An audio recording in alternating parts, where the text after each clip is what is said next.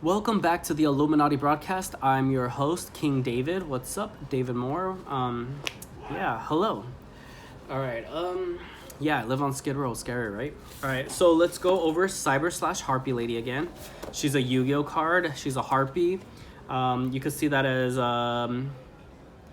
Hathor, but I guess you can see that kind of as Ishtar or Inanna because she's the goddess of the morning star. She's air. She's represented by air. I'm a Gemini, so I have a lot of air element, and I want to kind of divulge on that. And let's say you are a Gemini or you're a certain element type, or find something that you like. If there's numbers that go with it, you can use it to interpret new things. Or if you know your birthday and you know how to, we can go use the Ars Goetia, the magical books of Solomon, to interpret it. So 63. Cyber / Harpy Lady's key ID number 63 26 18 35. So we got a Marquise, a Duke, and a Marquise. So Marquise is a border, it's silver, it's the moon. And that's number 63. So we're going to read 63. And having glorified God, I asked the dragon-shaped demon and said, "Tell me, by what angel art thou frustrated?" And he answered, "By the great angel which has its seat in the second heaven, which is called in Hebrew Bezazath. And I, Solomon, having heard this, and having invoked his angel, condemned him to saw up marbles for the building of the temple of God. And I praised God and commanded another demon to come before me." I think something that's important to know is that King Solomon had this magical worm called a shamir, and it was a sword that can cut things, but it was also made out of wind, so it could cut things with the wind. But I just think it's interesting that they usually use the moon as a symbol of cutting, which is kind of strange, but it makes sense because, Cancer has those claws that let it cut things, right? Kind of like scissors. They have a spell that if you get the scissors and you tie it to some people's fingers, the scissors will cut a reed when it finds the person that stole from you. So this was like an ancient form of lawyers, a form of law. So that lets you know Harpy Lady's a form of judgment. So we have that little testament. 26. Let's see, 26.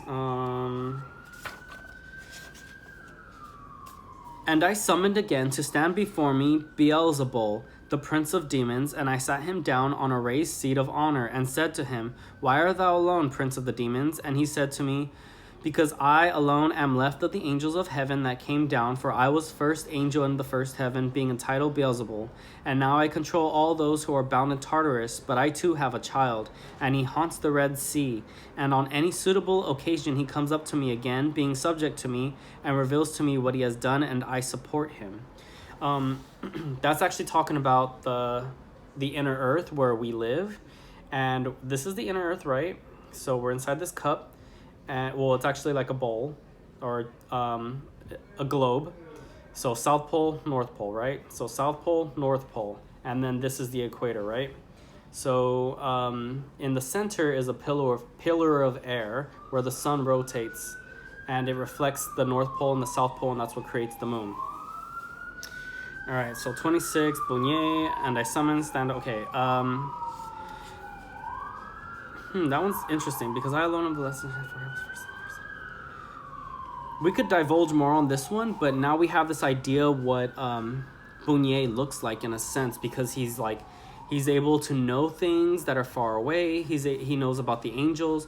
Remember, we're not separating the angels and the demons. They're one form, the human form. And you get this word Tartarus, which is usually the word for like hell or purgatory. And remember, we know that the Harpies rule over those kinds of areas, so it's letting you know. But Tartarus could also be a form of earth.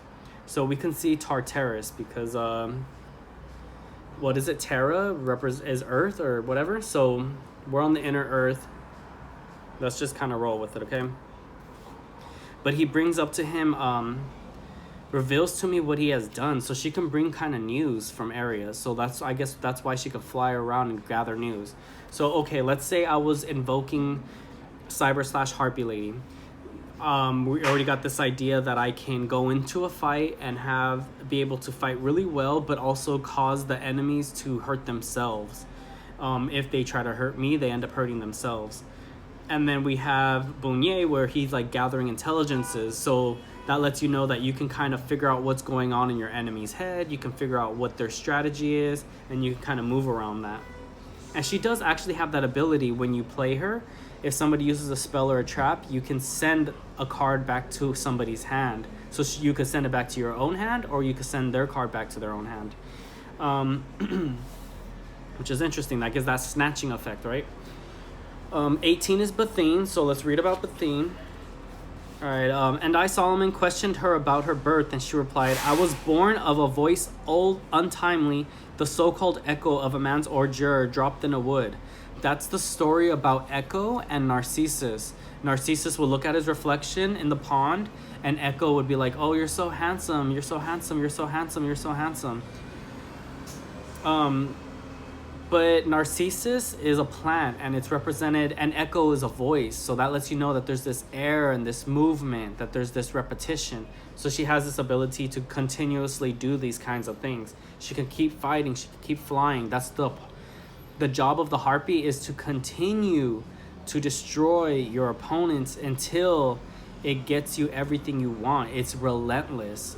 It won't stop until it gets what it wants. If you ever watched The Last Unicorn, it's a giant harpy, a huge eagle, and it's like looking at everything, and once it catches its eye on you, it gets this bloodlust and it goes after you, and it won't stop, just like Sekhmet. It just will not stop, and she'll come after you to the ends of the earth. And that's kind of what Echo did. She was like, oh, I want you so bad, I want you so bad. So I think the important thing to know about the Ars Goetia is like, okay, you have God and then you have the devil. They're both good in their own aspects, and they're both bad in their own aspects, but they're both two parts of the same coin. Just like how we have a physical form and we have a spiritual form, and then we combine both of them to live our lives. We make those decisions. It's called consciousness, right? So everyone's aware of those things. Even if you don't have a conscious, you still have a conscious. No, everyone does. All right, so I have 10% on my phone. Let's keep going.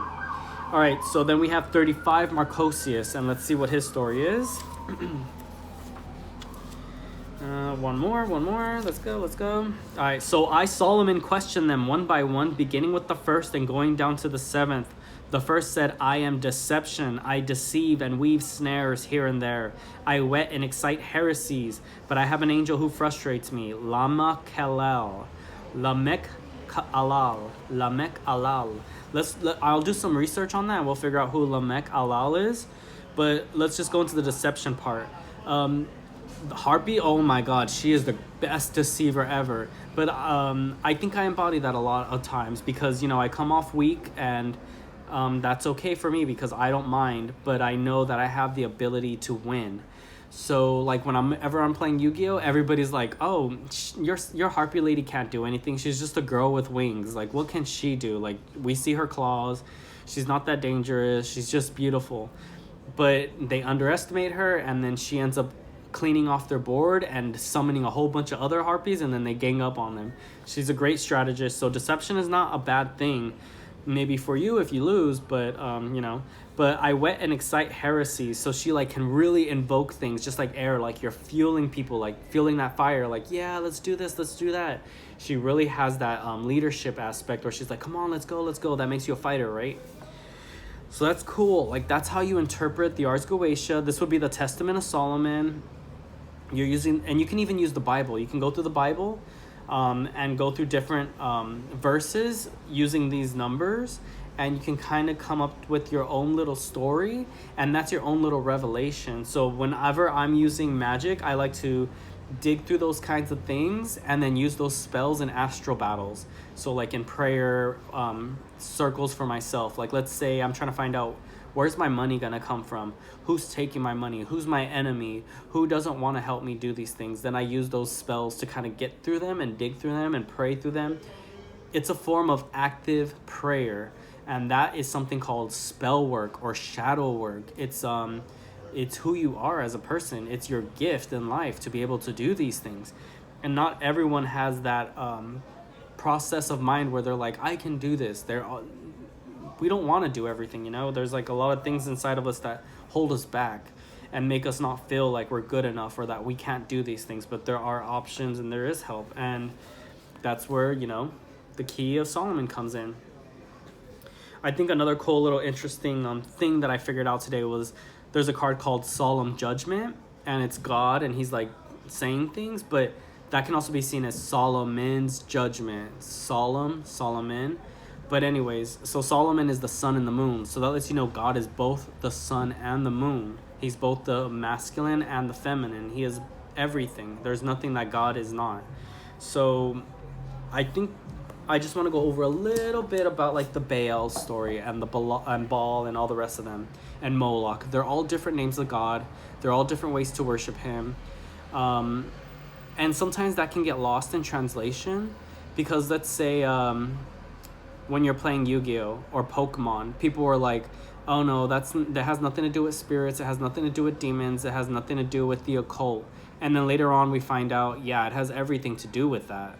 It's, we're naive when we're younger, and we're optimistic, and we can still be naive and optimistic, but once you kind of gain that wisdom and knowledge, you have to be able to utilize it and put it to your advantage, and be able to and still enjoy the things that you love. So a lot of the time, people that don't want to do bad things anymore and they go back to God, they kind of push away the things that they love. Like, let's say they like to paint, and then they push that away and they're like, I don't want to paint anymore, I just want to focus on God. Like, okay, go ahead, take your time, do what you want to do, but God is going to keep trying to make you paint.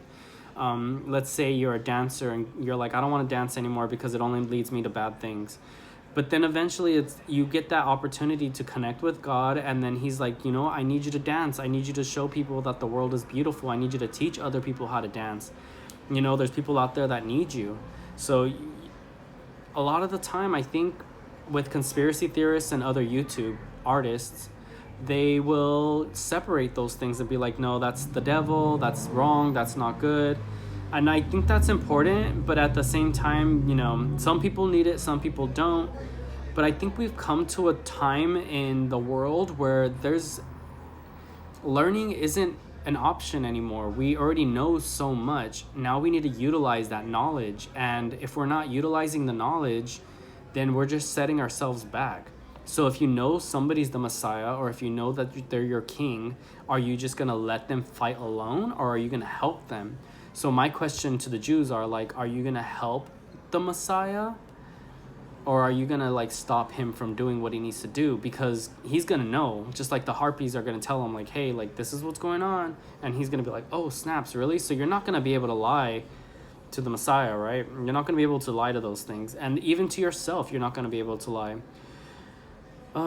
Lying just doesn't work no matter what. It's not gonna help you, and it's not gonna help anybody else. But we'll kind of dive into more knowledge and more wisdom later on, and we'll figure things out, and I'll figure out some more stuff to talk about. And I just kind of want to, dive in and get people more interested in understanding the Bible and the Torah are the same thing. Astrology and mysticism and everything that is in this world, religion, navigation, and compasses, they're all the same thing. The Bible and the compass are the same thing. Like, they're just a little bit programmed differently, not programmed, but like made just a little bit differently to explain a little bit more in one area or the other. But they're the same thing. And if you don't know that, then you're probably not an advanced sorcerer or a magician, and that's okay. But yeah, I think another cool thing that I wanted to talk about as well is, okay, if I'm Yugimoto, the pharaoh, right? So that would be the Messiah, right? Because he's like the ruler of the sun. He's like God's descendant. And then you have Seto Kaiba, which is like his opposition. But I'm like, well, then who would be my opposition? Seto Kaiba is known as Set in Egypt, right? But he's Kaiba, so that's the Kaaba in Muslim religion. And then you have the blue eyes white dragon. And what are the colors of the Jewish flag? It's blue and white. And then if you look at, so I'm like, who's my Seto Kaiba? I'm like, is it Ashton Kutcher? And I'm like, well, it could be, but he's not so advanced. And then I'm like, who's more advanced than him? And I'm like, Jared Kushner. So I'm like, okay, maybe he's the opposite to maybe he's my doppelganger in a sense, like my opposition. Somebody that's like placed or programmed to, I don't want to say oppose, because Seto Kaiba helps Yugi. He does all the bad stuff so Yugi can do all the good stuff, but Yugi never learns about that part of him yet. he learns about his past, but he doesn't learn about his future, about what he's going to do next. And he kind of does, because he starts creating toys and games, and he like programs, but Seto Kaiba's like years and so much more advanced than him. But for some reason Yugi would always win. There's this strange connection between them. So that's like Horus versus Set. There's this strange, interaction that they have. But you can tell that Seto really loves Yugi, because he's like, you're the only person I want to duel. You're the only one that I have fun dueling with, because they make the world move. So yeah, usually Seto's seen as the Antichrist, even though he looks like really good. And then Yugi has all these spikes and gothic clothes, and everybody looks at him like he's, he would look more like the Antichrist than Seto would. But Seto performs more anti-crystal, and Yugi performs messianic. So you get this really cool idea, and I think we could explore it more, and we could talk about it and like figure out how that works. Let's see. Yeah, so I guess with my spells right now, I'm trying to figure out that balance, because if Yugi is the Dark Magician girl and Seto is the Dark Magician, Dark Magician girl gets stronger when Dark Magician is in the grave. So I'm like, okay, I guess my job is to destroy Jared Kushner in the astral realm or something, and then have him lose, and then I become, the Messiah or God or the King David that they want. Because in Jerusalem, in Israel, they have this idea that the Messiah needs to do something very specific, and that's to unify Israel and to give them their freedom to perform rituals again, to perform the religion completely to the way it's supposed to be. And they're not doing that yet. They need to sacrifice the red heifer. They did that. They need to do a lot of things to be able to like keep that Jewish religion alive, and they need to do it. So I'm gonna allow them to do that. I'm gonna support them. I'm gonna give them all the money and all the supplies and all the support they need to be able to rise. And I want them to be like, whoa, David is the king, I'm the Messiah. Like, they're gonna know, and they're gonna be like, all right, he does know how to work even from a distance.